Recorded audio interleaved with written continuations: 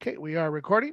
So then let me hand the floor over to group 261F to present their sun tracking accurate reflector heliostat. Thank you, Dr. Trump. Hi, everybody. My name is Kevin Cochran, and we are group 261F, and we are presenting the sun tracking accurate reflector, or as we go by, S.T.A.R. The group is comprised of myself, Connor Duffy, Jeffrey Ho, Dante Mara, Connor Murray, and Sierra Vidales.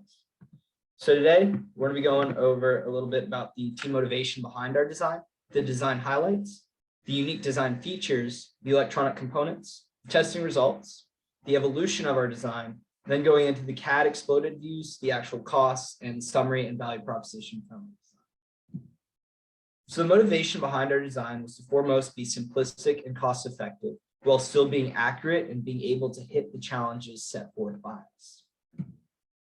So to do that, first off was simplicity. Throughout the design process, we focused on minimizing the number of parts we had, as well as fasteners.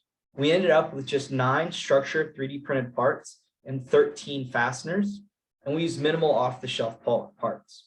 All of our structure parts were 3D printed using PLA or PET sheet plastic, and we also designed it with open components where we could service parts if one was damaged or, say, needed to be fixed.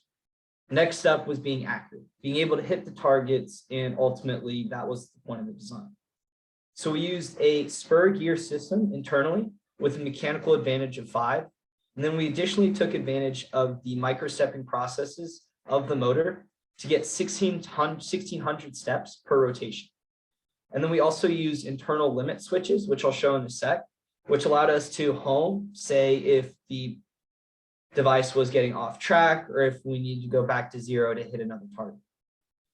And then finally, the last design consideration we were really trying to hit was durable and then last long and safety. Being in the environment that it was supposed to be in, we knew that there were going to be outside environmental factors that we needed to protect our devices from. So all of our electronics are internal, as well as all of our gears, all of our motors, everything is internal, which is a great advantage. It's also a low profile tracking assembly. We have a relatively small design with the mirror taking up one of the biggest areas of it at 9 inches by 6 inches and at a height of around a little more than a foot. So the unique design feature that really allowed us to be successful was the slide lock. This was kind of designed around child safety locks on certain pill bottles. So what we did is we had an internal groove ring where we have these keys on the right-hand side you see. And there are 2 smaller keys on the bottom, and those are first shoved into the groove, and then the big slide lock is placed in the keyway on that left-hand side, and then it's rotated. Because the system does not need to rotate a full 360 degrees, the design, when it's operating, never gets back to the point of where it entered. So this means that the chances of it falling or disengaging from this lock are virtually impossible unless the motors disengage or there's catastrophic failure of the device. The next thing that was really cool that we did was use the internal gear mechanism of the internal gears and the helical gear. Now, as you can see, we can actually insert the motor through this bottom part, which allows us to glue our parts together and then insert the motors. And so this limited the number of fasteners that we needed. Finally, the limit switches.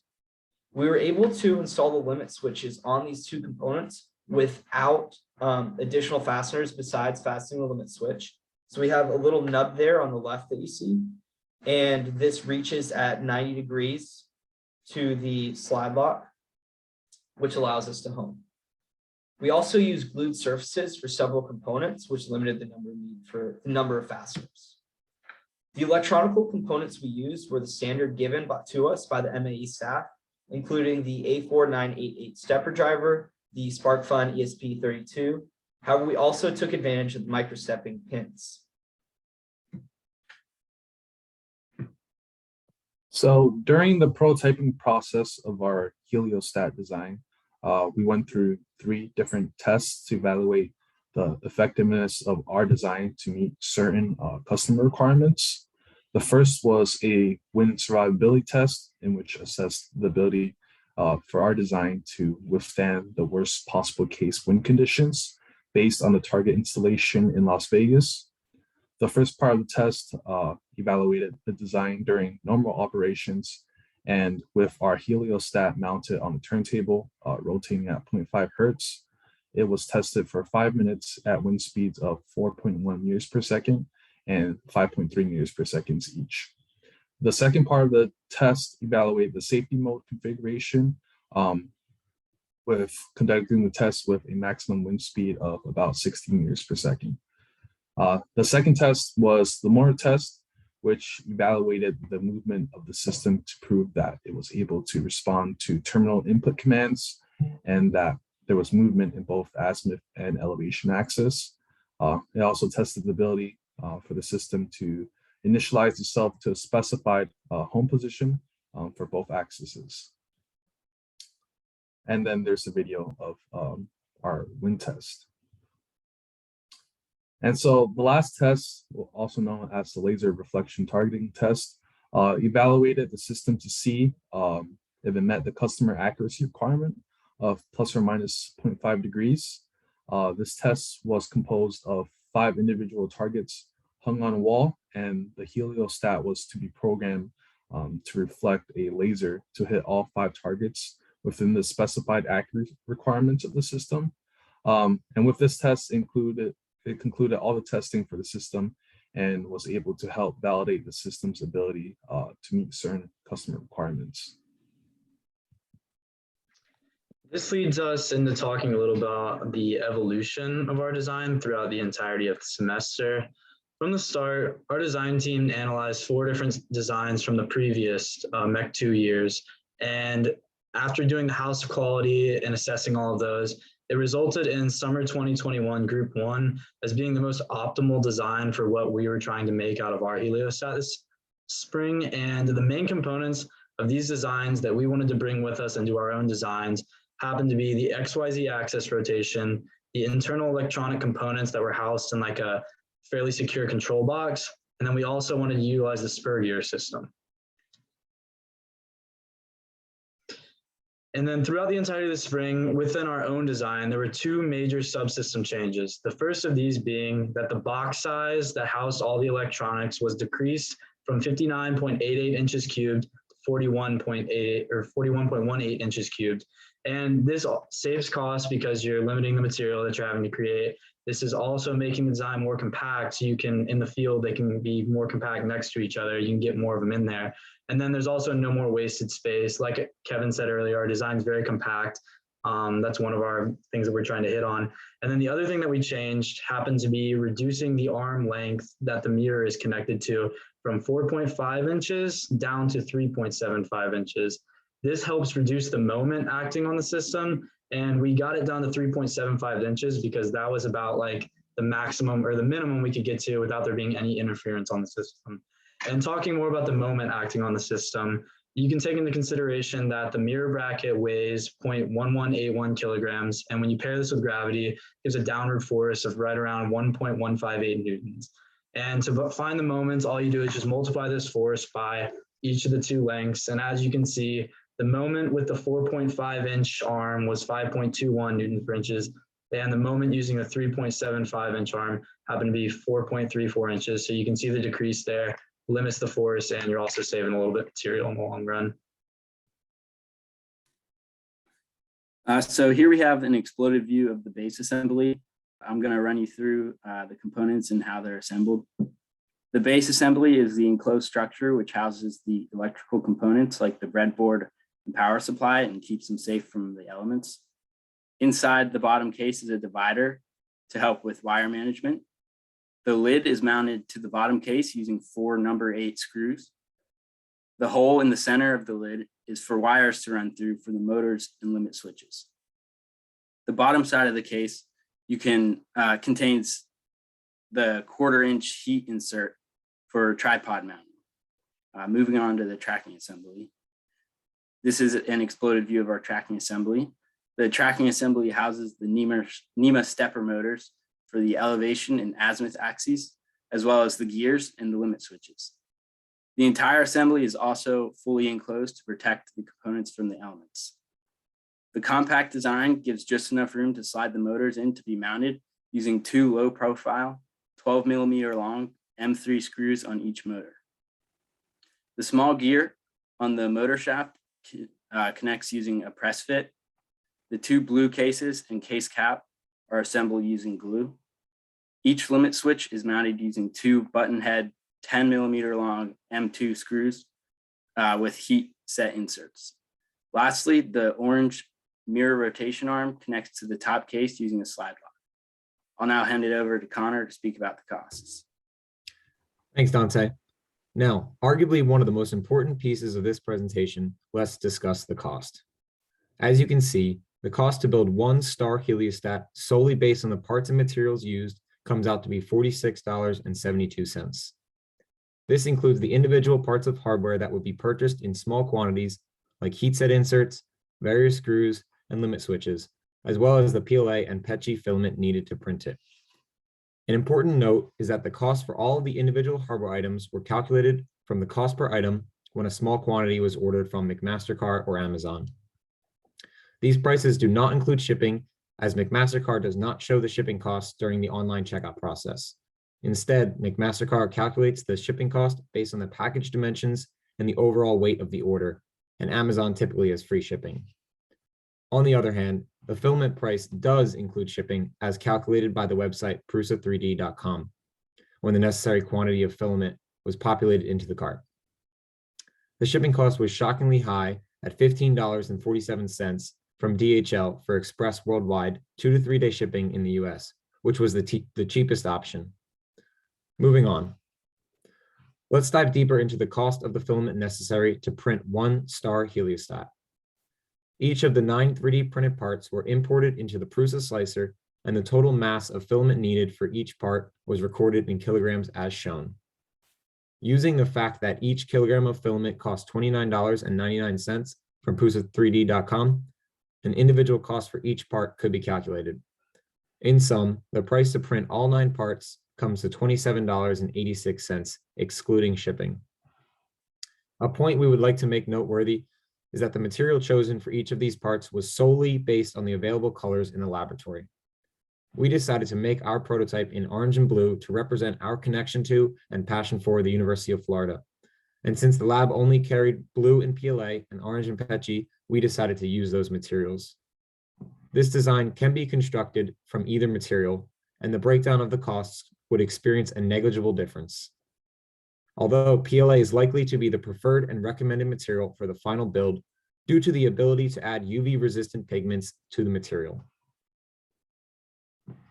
Continuing, a cost to build one S.T.A.R heliostat when 3,000 units are produced was calculated to be $7.86. This may seem like a vast difference from the cost to build the individual unit in a production run of 1, but it can be justified based on the extremely large quantities of parts and materials that would be purchased, which would lead to huge discounts as well as an alternate and cheaper method of obtaining filament. First, each of the simple pieces of hardware could be purchased in extreme bulk from overseas vendors on websites such as Alibaba, which carry the cost per piece anywhere from 1 cent to 15 cents, depending on the quantity ordered. Furthermore, a much more cost-effective alternative to buying thousands of kilograms of filament from Prusa would be to purchase PLA or PETG pellets, which are basically beads of plastic and come in much larger quantities. This would allow us to manufacture our own filament, which would greatly reduce the cost. Therefore, the production of a large quantity of S.T.A.R heliostats is completely affordable. The specified budget of $110 was met with ease, as the mass production run showed a cost resulting in approximately 93% under budget. Now, I will let Sierra give you a summary of our design and conclude our presentation. To summarize our heliostat design, there were 3 main design characteristics that we prioritized. These characteristics included the manufacturability, maintenance, and accuracy of our design. The ease of manufacturability was evident in our design through the implementation of a modular design with a minimized number of parts. One of the notable design features that aided in the overall manufacturability of the design included the integrated internal gear system. Additionally, the ease of maintenance was evident in our design through creating an accessible electronic system and a toolless locking mechanism, which resulted in an easily serviceable heliostat. An easily serviceable heliostat was extremely important to our design due to the number of heliostats that would be required to operate at an industrial scale heliostat field.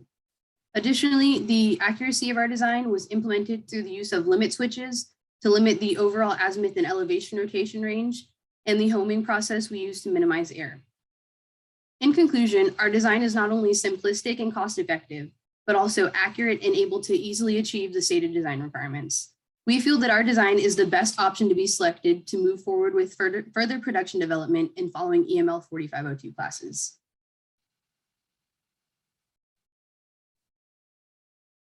Next slide, please.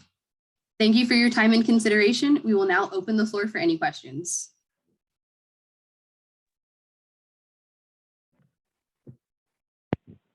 Hey guys, this is Tom Singer from Northrop Grumman. I'll say you did a fantastic job of getting the schedule back on track. I guess I would ask, you were showing a cost of $7 per module when you're producing these at scale. Can you go into a little more about how you're reducing the cost? I think, is most of that just coming out of the plastic for printing? Yeah, you got it. So upon researching the quantity needed for ordering a filament through Prusa and talking to Dr. Traum, it seemed unreasonable to order that many rolls of filament. So Dr. Traum recommended looking into ordering pellets. And so I found this website, which allowed me to order 25 kilograms of pellets of material. And Dr. Traum noted that that cost could be used to calculate the total quantity necessary, and the cost it would take to create the platform to make our own filament was not part of what we had to quantify. So This yeah, is just, the you know, majority. Are you still planning on 3D printing all your parts? Yes, sir.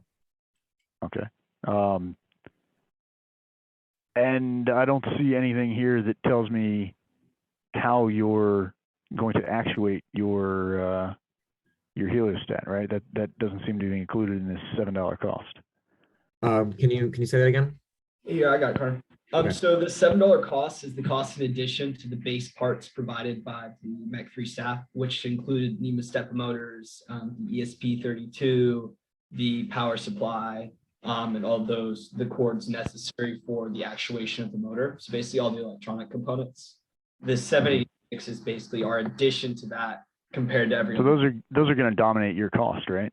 Oh, I mean, 100%. if you're building one, or you're building 3,000, or you're building 30,000 of these to hit like 1 megawatt, like you're going to need motors, you're going to need controllers, you're going to need power supplies, right? 100%. But that cost is going to be standard across every single heliostat designed in MEC3 class. What differentiates us is this cost. And so when we were asked to do this cost per 3,000, it was not to include those standard parts, which did total, I want to say, a little bit above $100. So the total cost you could say would be around $120. I'm pulling it up now. I believe it was closer to the 90s for the 90s, the all given right, so costs. around $100. Okay. And then I've noticed like all the groups have said this, and maybe you can kind of explain, because I haven't asked any of them yet. When you're talking about the pointing test, and you're talking about you've got to do like a closed loop versus an open loop pointing, are you, when you say closed loop versus open loop, are you referring to there's some feedback mechanism to tell you where the laser is pointing and adjust where the system is aiming? Like what does that mean? Yeah, exactly. So for the first two tests, you start from a homing position, usually pointing straight and the mirror rotated at 45 degrees. And then you move to the first 2 points. And so the first one, you're just locating the target. And so you don't have to know that position. You can just say you keep stepping until you get there, basically. And it's all your feedback, your visuals. So what's actually measuring the location of the laser? Are you guys like saying, hey, we're not there yet, let's move it a little more, we're not there yet, let's move it a little more, It's hey, we're just there, visual. we're good? It's just visual and communication through the group. And what stops that in the 3 through 5 tests is that the laser is covered by the teaching assistants using some kind of black bin or some kind of device basically to block the laser. So you have to enter in coordinates, and then you are no longer basically allowed to adjust those. And to adjust those, you have to go back to home. So you don't have that feedback while you're locating the target of where it actually is. You have to move, and then your laser is revealed to be whatever location it's at. Okay. And your laser, I mean, you have a single laser mounted somewhere above your mirror, right? Yes. And if you're reflecting the sun, the sun is far enough away that, you know, even though it's you know, small when it's that far away and it's a point source, like the like angle means that like the sun's rays are all basically coming in all over your mirror at the same angle, right? No, yeah. So you So don't have, laser, yeah. the laser test is much harder because, you know, there's the position basically of the laser. Yeah, I guess I'm trying to understand, like, your mirror is moving underneath the laser in a way that it is not moving underneath the sun. And like, are you accounting for that? I mean, I guess if you're successfully hitting the targets, you must be. Right. So there was a MATLAB system that we made that allowed us to track position. One thing that was set standard for this, because it was a laser, is that the laser was pointing straight down. However, the heliostat itself and all the mechanical and electronic components of it would be allowed and able to move in any direction as needed by the sun. It's just for this specific test, the trajectory programming we had was for rays coming down at, say, 90 degrees. This could have been adjusted, though, for the changing angle of the sun. Okay, yeah, I guess I'm wondering if, like, as the mirror is translating in addition to rotating under the laser pointer, like and again, you know, I mean, if you're successfully accounting for that and hitting the target, then good job. But I don't know that that's directly applicable to your customer need. No, I understand exactly what you're saying, and you know, the test wasn't saying maybe exactly what it was, but I think that, you know, it is a close enough mock-up and kind of proves the success of the system, and that it can be, say, further developed to meet the exact needs, you know, of the sun's changing rays. So maybe if I could jump in here for a second, just to clarify. So the students are allowed to, they're allowed to move the laser. So the laser is mounted. You actually can see it in this picture. There's sort of that blue cantilevered beam that's coming into the picture from the left-hand side. And there's a laser that's mounted so that it's firing vertically downwards at the mirror. And so what we do when we run the test is one of us will actually stand in the path of the laser to prevent it from you know, striking the wall. So the students don't actually know where the laser is going to land as they're you know, moving the mirror around. But once they're finished moving the mirror, then they're allowed to readjust the location of the laser. So you know, groups had different ways of doing that. Some of them put little, you know, Sharpie marks on the mirror. Some of them taped off sections of the mirror so that the laser would hit in a section that wasn't taped off versus was taped off. But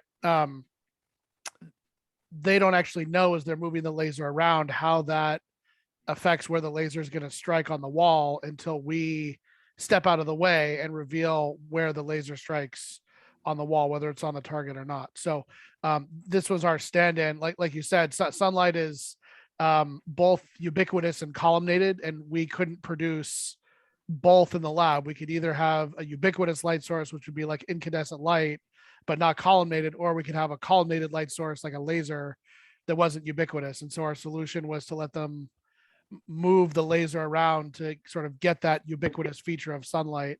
Yeah.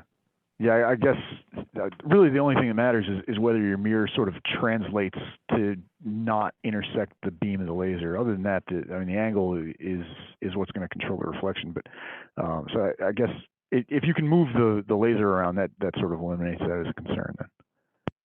Yeah, they're allowed to move the laser, but we realized early on that if they were allowed to move the laser and then watch how their moving of the laser impacts where the laser hits the target, that they could, you know, cheat in a way. You're not cheating, you're not trying. Well, yeah, I tell them that too. But so to avoid that particular cheating modality, we stand in the way of the laser light, so they don't actually know how their moving of the laser impacts the final result. They just need to know that they figure out how the mirror is oriented or how the mirror needs to be oriented, move the laser based on whatever algorithm they've come up with. Not cheating, but using your resources, says Julia. They figure out where the laser needs to be based on some algorithm to hit the target, and then we step out of the way and they see the result. So it does, in a way at least, reflect the ultimate kind of customer need of being able to track this. So it's basically the opposite problem, right? In the real world, the targets represent the sun, right? And those are in different locations in the sky over the span of the day on the horizon. And then the mirror redirects ubiquitous culminated light to a single point. So this is the reverse of that.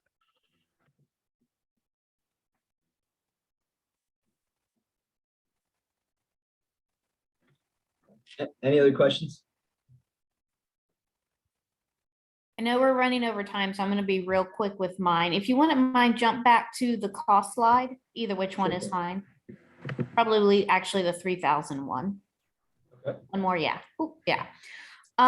Okay, so in here, I don't see any accounting for labor costs. Was that something y'all considered when you were looking into this? Connor? To be blunt, no, we were not considering labor costs.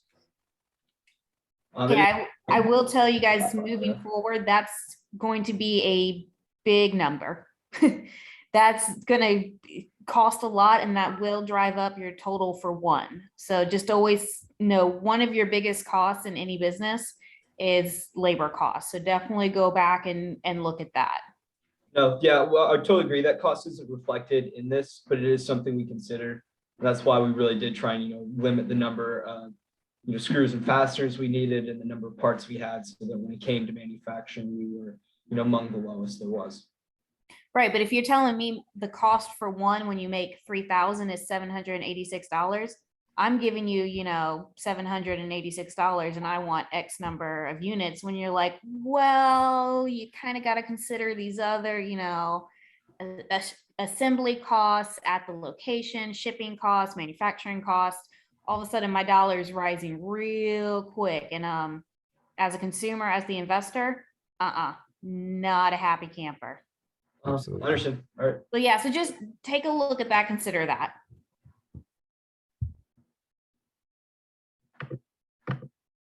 All right. So I think on that note, we can wrap up because we are a couple minutes over time again. I dropped into chat the Zoom link for the next group's presentation, which I'm pretty sure is right. I think I finally figured out what my mistake was there. So just want to wrap up by thanking this group for sharing their design with us and their presentation this afternoon. I really appreciate all the hard work you guys have put in this semester to take something that just existed as a figment of everybody's imagination and turning it into something real, a real functional prototype that it's basically a robot that shoots lasers, right? I mean, it's like pretty cool. So anyway, just want to express my appreciation for all the work you guys put in this semester. Let me hit the record stop button.